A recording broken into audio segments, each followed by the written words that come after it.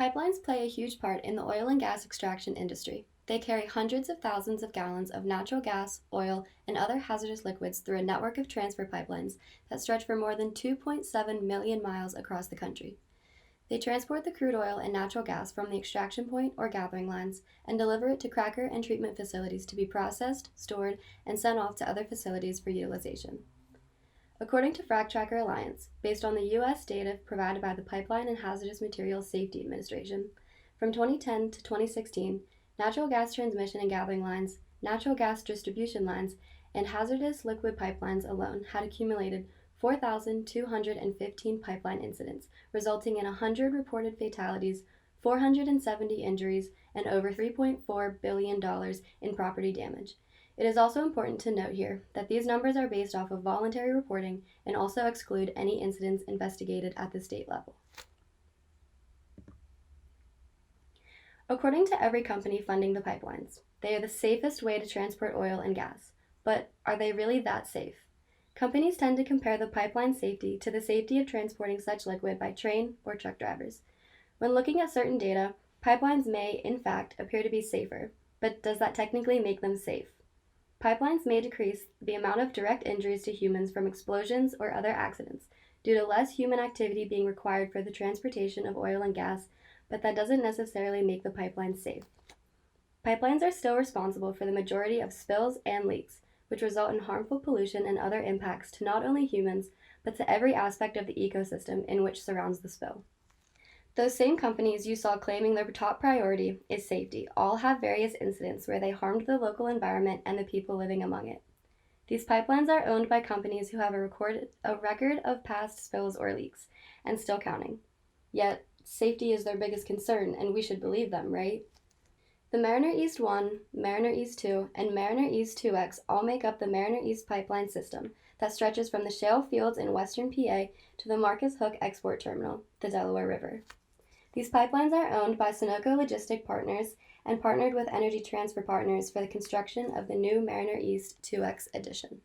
This pipeline system will transport over 275,000 barrels a day of propane, ethane, butane, and other hydrochemicals across Pennsylvania, bypassing many communities, watersheds, and other protected areas. The Mariner East system started construction in 2012 and has already accumulated hundreds of incidents.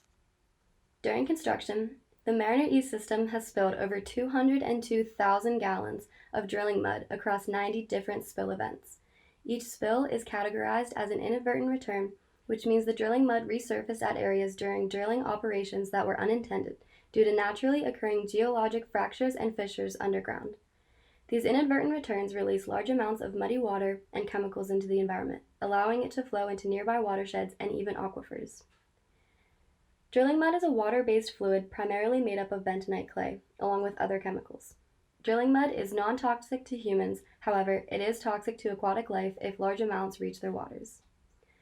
During construction of these pipelines, more than 60 violations were issued by the Department of Environmental Protection for polluting wetlands, waterways, and destroying approximately a dozen private water wells.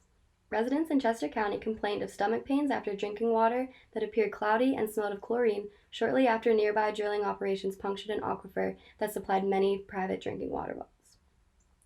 In addition, many wild trout streams and protected high-quality waters were polluted with thousands of gallons of drilling mud, harming many aquatic ecosystems. Erosion and sedimentation was heavily increased, and sinkholes soon began to surface, causing owners of the pipelines to buy 2 homes that were engulfed by these new sinkholes. If only there was a way to predict these terrible outcomes. Oh wait, there is. Karst geology is limestone that underlies many landscapes that, over time, has eroded away and will likely form a small fissure or sinkhole at surface level. Before performing any major land reconfiguration, such as boring and directional drilling, one must first analyze the land in which they are reconfiguring. In other words, know what is below the surface before you just start digging it up. Why? Because if you begin drilling on or through karst geology, the ground is likely to shift unexpectedly due to these unnatural forces putting pressure on it, resulting in large sinkholes that are very likely going to cause more issues later on. Karst geology is one of the leading causes for pipelines to break once in service, thus leaking thousands of gallons of crude oil and natural gas into the naturally flowing groundwater surrounding the pipelines, causing its own set of problems from there. In addition to pipes breaking and leaking due to ground shifting, Pipelines often leak or fail due to improper installation, equipment failure, or lack of monitoring.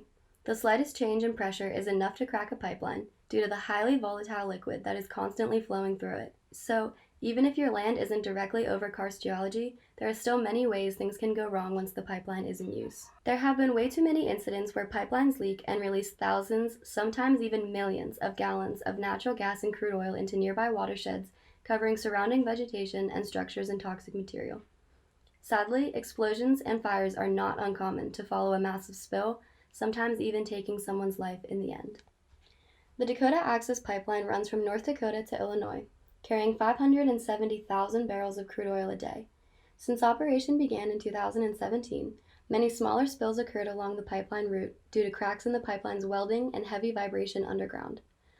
Although these spills were not as substantial as some others, they still resulted in over 300 gallons of crude oil released into the environment, covering nearby land and contaminating the soil enough for necessary remediation.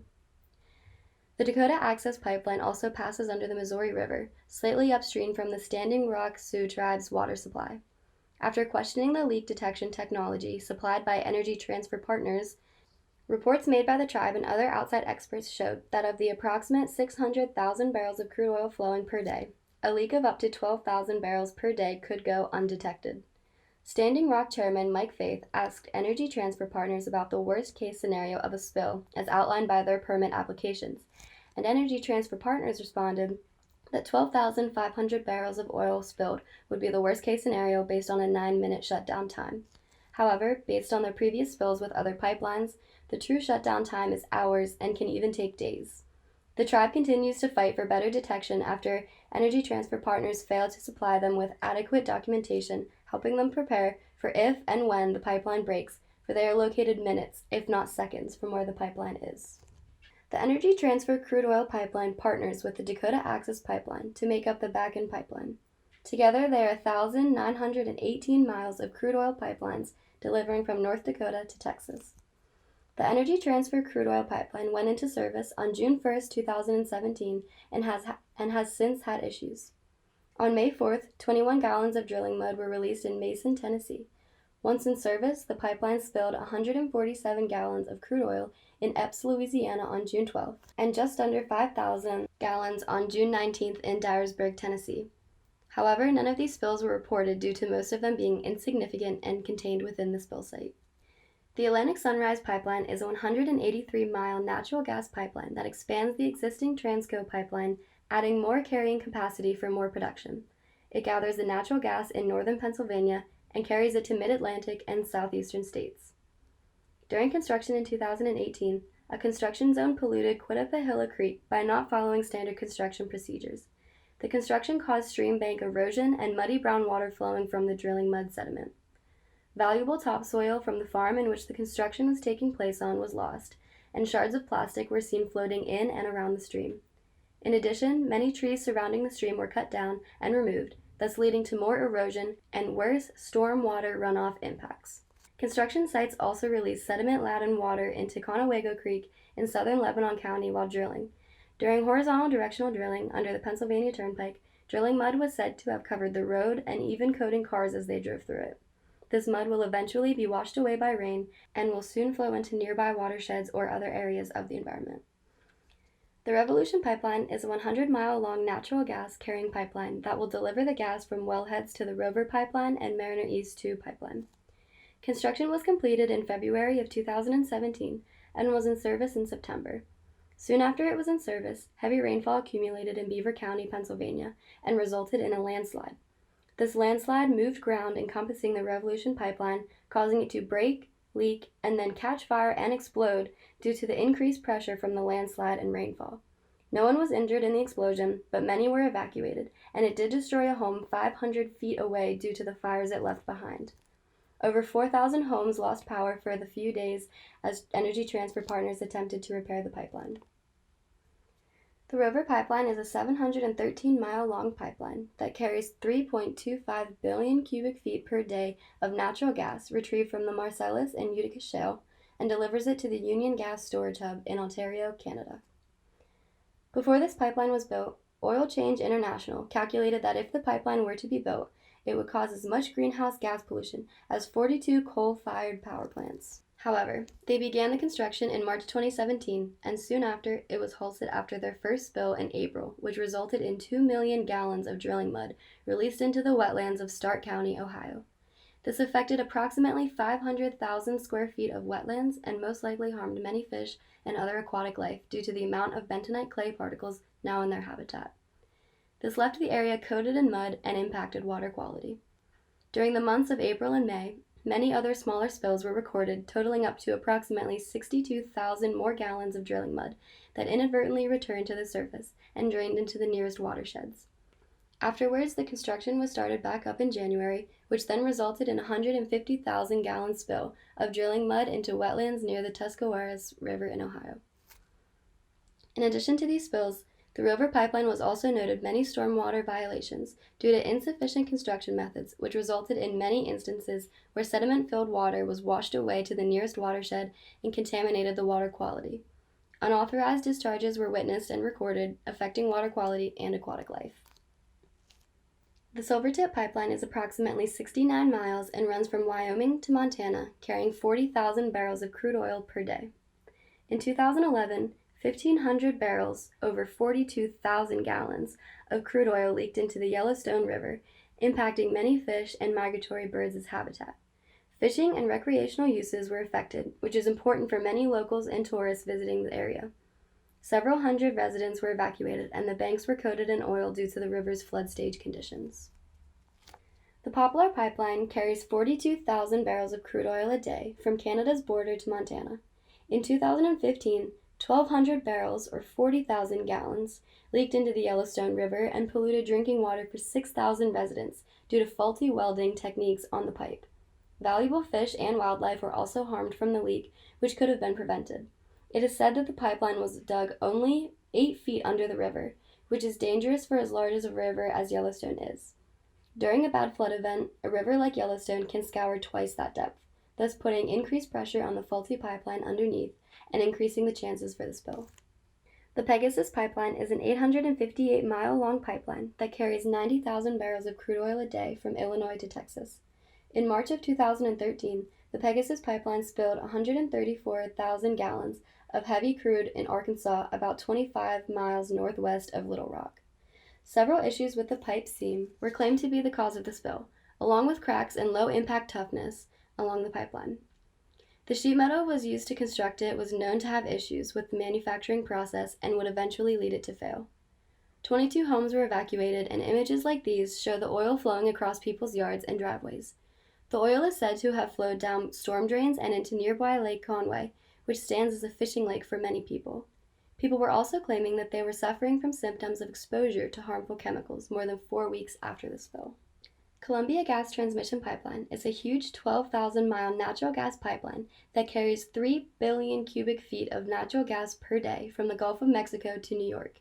In September of 2018, more than 150 911 calls were made by residents due to explosions, fires, and gas odors overtaking 3 Merrimack Valley communities. The Columbia Gas Transmission Pipeline became overpressurized and exploded, catching 80 structures on fire. Lionel Rondon, 18, was sitting in a parked car in a driveway when the explosion occurred, causing a nearby chimney to crumble onto the parked car and killing Lionel. More than 800 homes were evacuated and 25 other people were injured.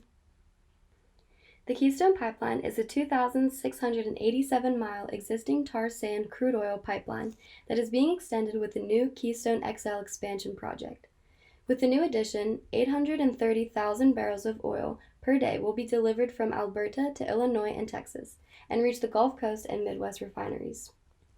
In November of 2017, 210,000 gallons of oil spilled from the Keystone Pipeline in South Dakota, being the largest Keystone oil spill to date. It occurred on a rural farmland property due to damage from when the pipeline was under construction. They shut the pipeline down after 3 minutes of the spill, and yet only 44,730 gallons of that crude was able to be recovered. In April of 2016, 16,800 gallons spilled in Nebraska near Lake Traverse Reservation and was very close to reaching the aquifer. Luckily, no water was contaminated except for the groundwater underneath the spill, which is still being investigated. To categorize the different impacts by these pipelines, the natural gas and petrochemical pipelines lead to more explosions and fires, resulting in increased greenhouse gas emissions and air quality pollution. Crude oil and tar sand oil pipeline impacts tend to result in polluted watersheds and contaminated topsoil and other ecosystems, killing aquatic and migratory bird species, and also coats everything in thick, sticky, hazardous material. Finally, during construction of any pipeline, inadvertent returns during directional drilling operations increase erosion and sedimentation, polluting the watersheds and drinking water quality, contaminating topsoil, and killing aquatic life with its toxicity. There are many other impacts that could result from any pipeline. These are just the impacts reported for the few highlighted pipelines in this presentation. More problems with pipelines is that most jobs are temporary. Extraction of crude oil from oil sands pumps about 17% more greenhouse gases than standard crude oil extraction. Tar sand oil is thicker and stickier than traditional oil, so other hazardous materials are added to facilitate transportation and also slows down the cleanup process. Even though pipelines are typically shut down within minutes after the spill, thousands and thousands of gallons still remain and pollute the environment, causing alarming impacts to the water quality, wildlife, and even people. The Falcon Pipeline is a proposed 97.5-mile-long pipeline that will be built to feed into the Shell Appalachia's ethylene cracker plant in Beaver County, Pennsylvania. While carrying more than 107,000 barrels of ethane per day, the Falcon will intersect 319 streams and 174 wetlands, with hundreds more in proximity of the pipeline. 550 family residences, 20 businesses, 240 groundwater wells, 12 public parks, 5 schools, and 6 daycare centers are all in the risk zone. Construction was said to begin in the spring of 2019 and plans to be in operation a year later.